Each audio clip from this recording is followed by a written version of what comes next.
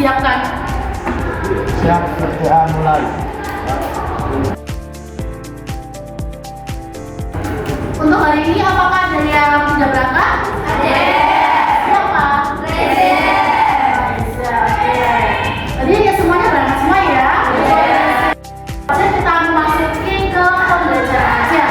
Untuk teman-teman apakah tahu tentang hikayat? Tahu. Terus pernahkah teman-teman itu mendengarkan cerita kerajaan atau cerita pada zaman dahulu? Berarti bisa disimpulkan bahwa di sini itu cerita hikayat itu cerita tentang kerajaan, seperti kerajaan yang pada di daerah Melayu seperti Hang Tuah dan yang lain-lain. Nah di sini kita itu akan mempelajari tentang pengertian hikayat, ciri-cirinya, terus unsur estetiknya. Unsur estetik itu berupa tema, terus ada tokoh-tokohan, pesan moral, alur ataupun amanat. Nah terus juga kita akan menganalisis teks hikayat untuk ditelaah bareng-bareng.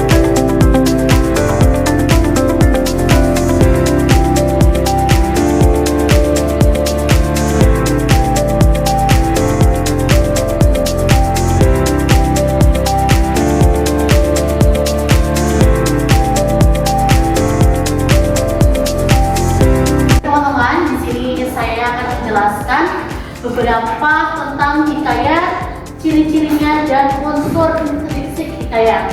Nah, mungkin teman-teman tidak asing dengan hikayat. Hikayat itu apa sih? Nah, hikayat itu cerita lama masa kerajaan Melayu yang berisi tentang kisah raja, tokoh pahlawan ataupun tokoh yang sangat hebat di kerajaan Melayu. Contohnya itu, di sini kita mengambil 3 contoh yang sangat populer di Melayu. Yang pertama ada Hang Tuah, terus juga ada Si Miskin, dan ada Indra Bangsawan. Nah, mungkin teman-teman akan kebingungan kalau semisal teman-teman belum belajar tentang ciri-ciri dari hikayat. Hikayat itu tuh seperti cerita rakyat. Kalau di Indonesia itu cerita rakyat ataupun legenda seperti Mari Kundang. Terus kalau semisal di Melayu itu namanya hikayat karena itu menggunakan bahasa Melayu. Nah, ciri-cirinya itu yang pertama itu tidak diketahui pengarangnya. Kalau semisal cerita rakyat itu tidak diketahui pengarangnya, beda seperti novel ataupun puisi. Kalau novel puisi itu pasti ada pengarang dari cerita tersebut. Tapi kalau semisal hikayat ataupun cerita rakyat itu non pengarang atau anonim. Terus pasti akan berlatar kerajaan seperti Hang Tuah. Hang Tuah juga berlatarnya kerajaan. Terus yang ketiga itu tokohnya memiliki kesaktian. Nah di sini tuh kesaktian di sini tuh pasti mitos ataupun tidak bisa dibuktikan secara nyata. Seperti kayak cerita rakyat, mungkin teman-teman tuh nggak bakalan percaya sama Mari Kundang yang menjadi batu. Nah sama dengan hikayat ini, Hang Tuah juga memiliki karakter yang sangat sakti sekali. Jadi kalau di dunia nyata itu kayak mitos gitu loh, nggak nyata sama sekali. Terus yang keempat itu mengandung keajaiban. Dia memiliki kekuatan. Keajaiban berarti dia memiliki kekuatan seperti beliau bisa hilang ataupun dia memiliki kekuatan bisa terbang dan lain-lain. Terus yang terakhir itu menggunakan bahasa Melayu klasik. Nah hikayat itu kan dari Melayu ya, dari Malaysia.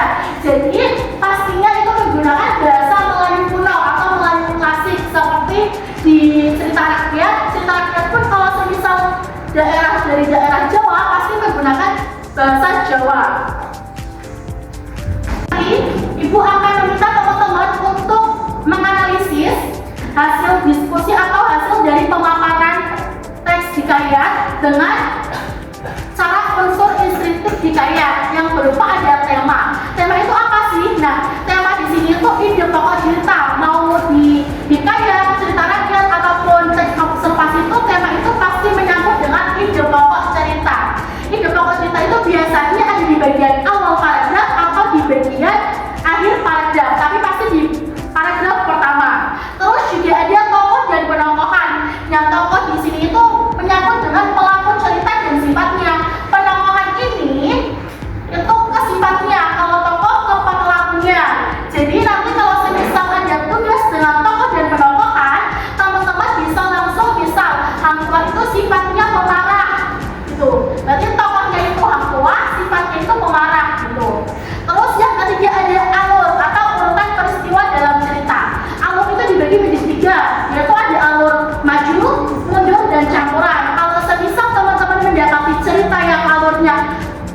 bisa ke masa depan atau ke masa lalu, itu berarti alurnya itu campuran.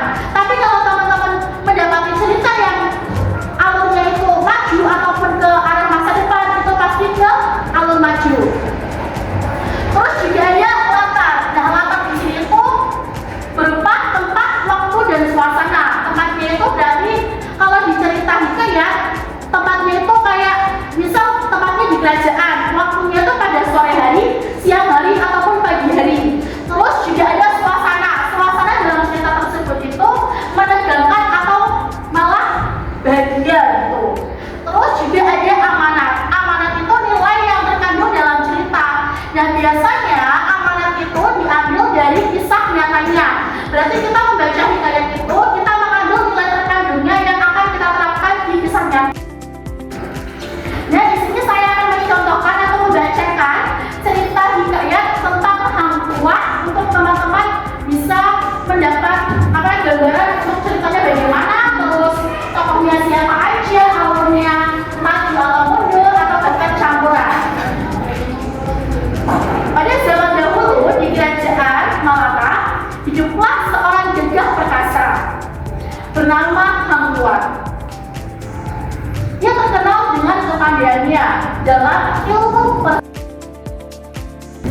Nah, dari pemaparan ibu tadi, apakah teman-teman sudah paham atau belum? Sudah. Nah, kalau sudah, nanti kita akan membagi kelompok ya, menjadi satu kelompoknya menjadi 5 ataupun 4 orang.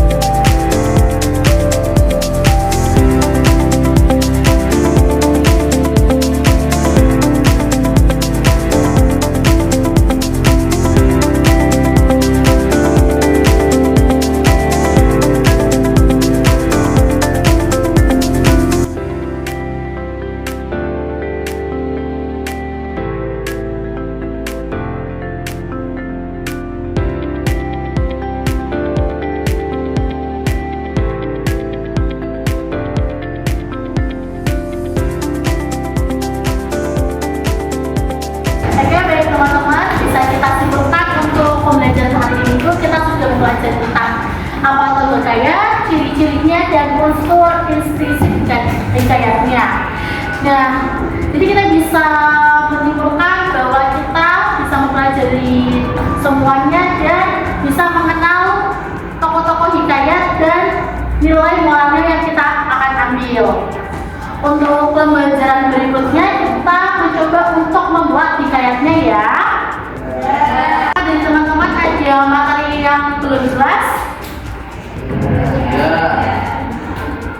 Tidak, kalau tidak, semoga